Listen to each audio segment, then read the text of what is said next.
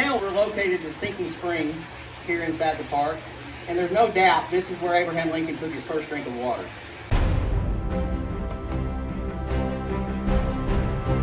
My name is Scott Powell. I'm the Chief of Maintenance here at Abraham Lincoln's Birthplace National Historic Park, located in Hodgenville, Kentucky. I'd like to thank InsideEdition.com for allowing me this opportunity to share with everyone what it's like to work in one of America's great national parks.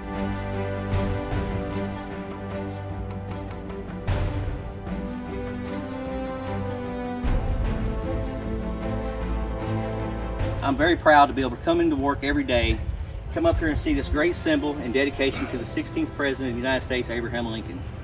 And as you walk up these granite steps, a little tidbit of information for you is there's actually 56 steps, one for each year of Abraham Lincoln's life. My first thought on how the pandemic would affect national parks was how I could respond as a facility manager. Safety of park visitors and staff are always my #1 priority. We have made significant operational changes in response to the COVID-19 outbreak, which include closing of the park's visitor center and the memorial building. The trails and grounds at Abraham Lincoln's Birthplace National Historic Park are still open for visitor enjoyment. So here we are walking down the accessible trail inside the park. I'm along with my co-worker, Jeff Stansfield. Again, we just like to get out and walk the trails, enjoy nature a little bit, get out of the office, clear the mind. I want to take a minute to show everybody the pavement preservation project that we have going on here in the park. And I'd have to say that any positive that has came out of the COVID-19 is that parks are able to take advantage of the lower visitation numbers in the parks to do some projects like this, to maintain some of our infrastructure without impacting visitor enjoyment or visitor satisfaction. Now we're inside the theater here that's inside the visitor center at Abraham Lincoln's Birthplace National Historic Park.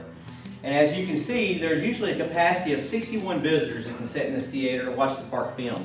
But as we move forward to reopening to visitors, we'll be changing this seating around so that we only, at this time, allow 10 people inside of this area here, and also move the chairs to where there's a 6-foot social distance between each chair. It's important to be able to continue to have park trails and grounds open for visitors to be able to get out and exercise and enjoy the outdoors. We're walking along our wooden boardwalk here inside the park. This is one of our many accessible trails that gives persons with disabilities access to our wonderful memorial building right up here, and also gets people out outside in the outdoors, and gets you a little bit better feel of what the park is really like. I'm outside of the memorial building here inside the park. Tell you a little history about it. Again, it was the first memorial ever constructed and dedicated to the 16th President of the United States, Abraham Lincoln. Construction began in 1909 and was completed in 1911. In 1909, President Theodore Roosevelt actually laid this cornerstone to begin the process of building the memorial building. This is one of the icons of the park, and people come from all over the world to come and see this memorial, and of course the symbolic cabin that's inside.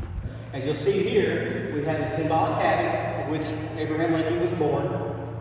So now we're located down here at the Abraham Lincoln Boyhood Home Unit, located at Knob Creek. Advice that I would give to others going through this pandemic is to first have a positive attitude. Second, get outside and enjoy the great outdoors. So we welcome everyone. Come on out to Abraham Lincoln's Birthplace National Historic Park here in Hodgenville, Kentucky. Looking forward to seeing everyone.